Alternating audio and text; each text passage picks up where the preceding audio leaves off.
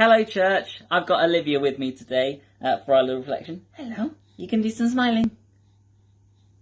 It's probably the best you're going to get today.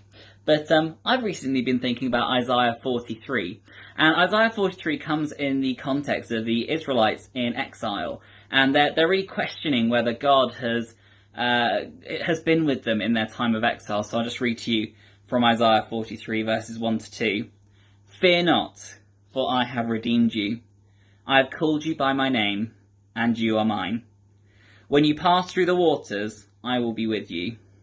And through the rivers, they shall not overwhelm you. When you walk through fire, you shall not be burned, and the flame shall not consume you. Later in verse 19, it's quite a famous verse. Behold, I am doing a new thing. Now it springs forth. Do you not perceive it? I will make a way in the wilderness and rivers in the desert. Now, verse 2, it speaks of surviving or enduring difficulty, which contrasts quite nicely to verse 19, where Isaiah describes this thriving in a difficult situation. God promises, I will be with you. They shall not overwhelm you. You will not be burned or consumed. But not just that. God is going to do a new thing.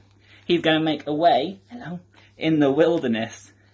God will use the Persian Empire to overtake the Babylonians, and Israel's slavery will be transferred to this new empire, which seems like another wilderness. And yet, through Persian conquest, God made a way for his people to be returned to their homeland, as we read in the book of Daniel, followed by Ezra and Nehemiah. So can we compare this time of suffering to Babylonian exile and slavery? Does God offer the same promises of surviving and thriving in hardship to us? Undoubtedly, we can see parallels, and we can see that since March last year, we as a church have surely endured and in turn thrived as we have seen people turn to Christ amidst a global pandemic. The exile for the Israelites was not short. It was 70 years in exile before the people of God returned to Jerusalem. They were called to behold, for God was doing a new thing. It must have been hard to see the new thing when faced with a lengthy ordeal. The pandemic has not been short, and we are still looking at restrictions for some months yet. But behold and see God doing a new thing as we seek the one in 2021. I'm going to read those verses again to you. When you pass through the waters, I will be with you. And through the rivers, they shall not overwhelm you.